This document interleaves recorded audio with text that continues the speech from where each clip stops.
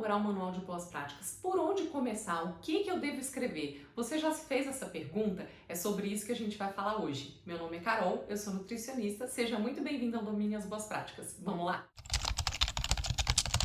Você vai encontrar aqui no canal uma sequência de vídeos com 7 passos para implementar um manual de boas práticas. Eu desenvolvi esses passos ano passado, no início da quarentena, eu presa dentro de casa, não tinha o que fazer, né? Não estava fazendo a visita efetivamente dos meus clientes, então resolvi montei um e-book que fala sobre esse assunto e montei vídeos práticos explicando esses 7 passos de elaboração do manual de boas práticas. Mas eu vou tentar fazer um resumo aqui para você sobre eles e explicar um pouquinho sobre cada um desses passos na prática. O primeiro deles é o checklist. Eu sempre falo que a gente tem que fazer um bom diagnóstico, né?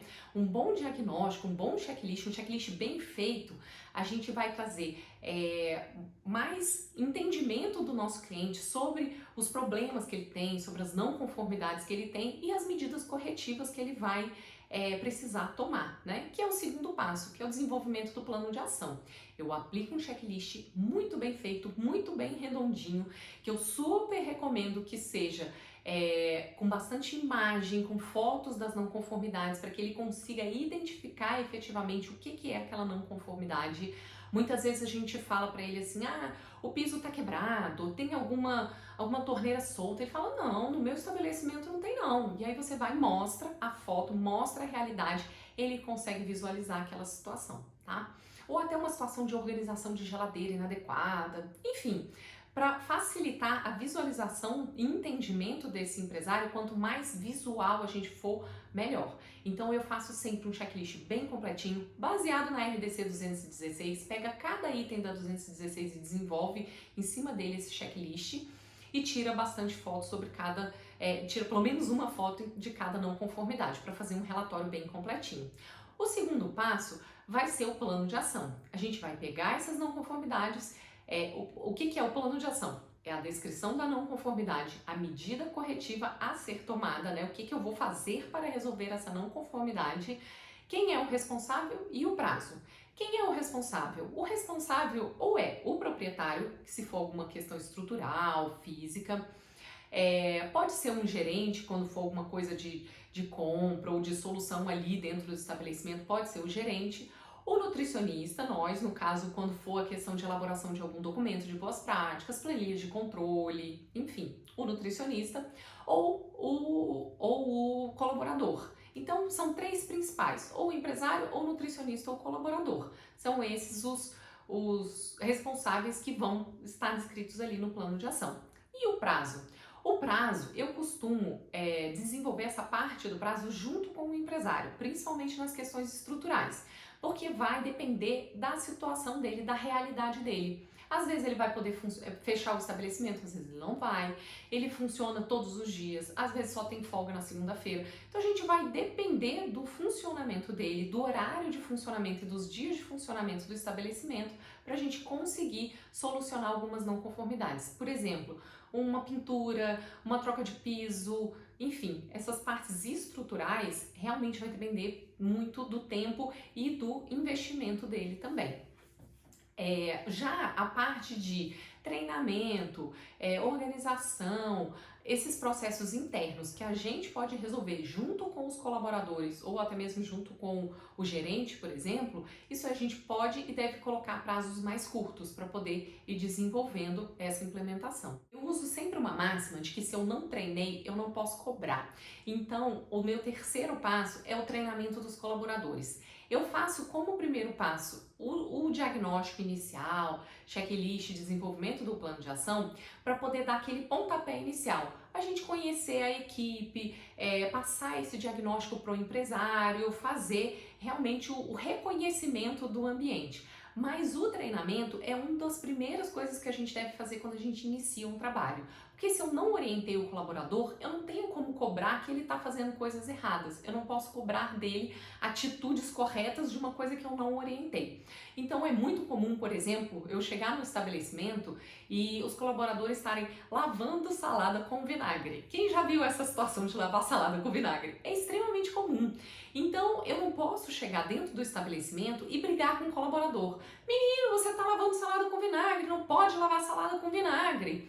Mas ele não sabia, ninguém nunca orientou. Eu sempre fiz desse jeito, Carol, nunca ninguém falou nada. Por quê? Porque ninguém fez a orientação para ele nunca passou por um treinamento de boas práticas, ele fazia isso caseiramente na casa dele, né? Mas dentro do estabelecimento comercial não é permitido, ele tem que fazer a limpeza, a sanitização, né? A higienização desse hortifruti com um produto sanitizante, ou água sanitária, ou algum produto sanitizante específico.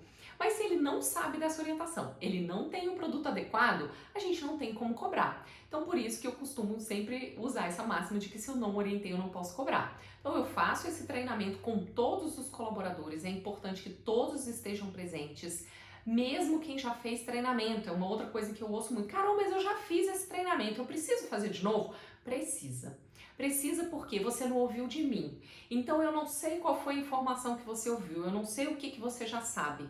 Então precisa que todos sejam orientados para poder a gente estar sempre alinhado à expectativa, todo mundo na mesma linha, na mesma conversa. Inclusive proprietário e gerente, inclusive principalmente. Por quê? Como consultor, eu não estou ali todos os dias. Então, se o empresário, se o gerente, se o chefe de cozinha não estiver presente e não souber o que eu orientei, como é que ele vai cobrar? Então, é super importante que a gerência, que o chefe de cozinha, que o proprietário esteja sempre presente nos treinamentos também. O quarto passo vai ser a implementação. A bem da verdade é que conforme a gente for fazendo treinamento, a entrega do plano de ação, tudo isso faz parte da implementação. A gente já está ali evoluindo o trabalho. E o que é a implementação? Pegar todos os itens, mais uma vez da RDC 216, pegar cada um daqueles itens e verificar na prática como eles funcionam e fazer a adequação de cada um daqueles itens. Vou fazer associação com a organização de geladeira, por exemplo. A gente chegou e viu que tem uma organização, uma geladeira desorganizada. Tem uma contaminação cruzada, porque o frango fica guardado com salada, que fica guardado com sei lá mais o que. Tá desorganizado. O que a gente faz com essa informação? A gente para o colaborador 5 minutinhos ali para poder fazer essa orientação. E o ideal, mais uma vez, é que seja feito com todos os colaboradores. Porque eu costumo dizer que não adianta um arrumar e 10 bagunçarem, né? Eles têm que estar todos alinhados. Então isso já foi falado para eles lá no treinamento teórico, mas depois a gente vem para uma parte prática, né? É até um treinamento prático isso com os colaboradores, de explicar para eles o funcionamento de tudo aquilo que foi falado no treinamento teórico. Então, por exemplo, a organização de geladeira. Então, como vai ser a organização de geladeira? Sempre tem que organizar botando a salada mais para cima, a carne crua lá embaixo. A gente falou isso no treinamento. Agora vamos para a prática, vamos ver como que é a geladeira de vocês. Que é uma dúvida que eu ouço bastante, né? Carol, mas eu posso guardar salada e frango cru na mesma geladeira? Gente, é uma realidade, muito realidade, que a gente chega em vários estabelecimentos que só tem uma geladeira e um freezer. A gente vai ter que guardar aqueles alimentos no mesmo equipamento. Como que a gente vai guardar? De forma organizada, tá? O importante é isso, é a gente saber guardar de forma organizada. E que eles tenham o entendimento do porquê que está sendo feito daquela forma. Não é a gente jogar um monte de regras. Se a gente joga um monte de regras, eles não vão entender essas regras e provavelmente não vão seguir. Então eu gosto sempre de usar a palavrinha mágica, que é o porquê. Usem sempre o porquê. Sempre que a gente explicar os porquês do que a gente está fazendo, do que a gente está orientando, fica muito mais fácil tanto deles entenderem quanto deles seguirem esses procedimentos depois. Então, explicar a organização de geladeira sempre do mais limpo para o mais sujo, considerando o mais sujo que solta sangue, que pode trazer alguma contaminação, o mais limpo que já foi manipulado, então uma salada higienizada, um alimento que já foi cozido, a gente vai organizando a geladeira dessa forma. Mas, por vezes, a gente vai chegar em algum estabelecimento que tem 3, 4 geladeiras, vai ser maravilhoso, porque aí você faz uma só para hortifruti, você faz uma para os alimentos manipulados, faz uma para descongelamento de carnes, é o cenário ideal. Mas muitas vezes a realidade é de uma geladeira e um freezer, por exemplo, e a gente tem que saber trabalhar com essa realidade. Essa implementação, a gente tem que começar o registro desses processos, né? Que são as planilhas de controle. O que são esses registros? Quais são as planilhas de controle fundamentais que a gente deve fazer?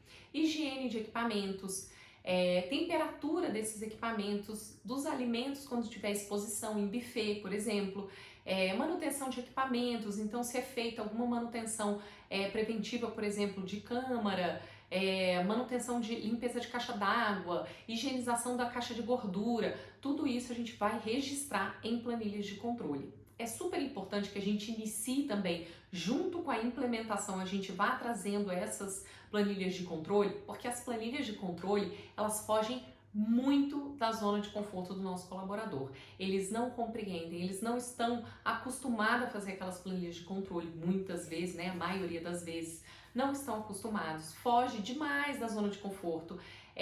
Muitas vezes a gente pega colaboradores que não são alfabetizados, então é difícil de explicar para eles.